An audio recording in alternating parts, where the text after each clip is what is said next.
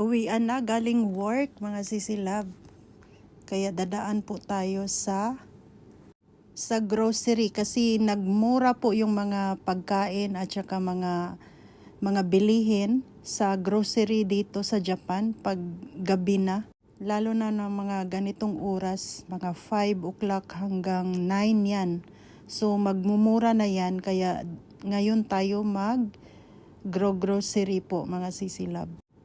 Pag sa umaga kasi napakamahal yung mga bilihin kaya ayaw nating bibili ng morning. So mas maganda yung evening mga sisilab kasi lahat ng mga pagkain, mga gulay, isda, karni, naka-discount na. So lahat ng gusto nating kainin, bibilhin natin para panglingguhan na budget.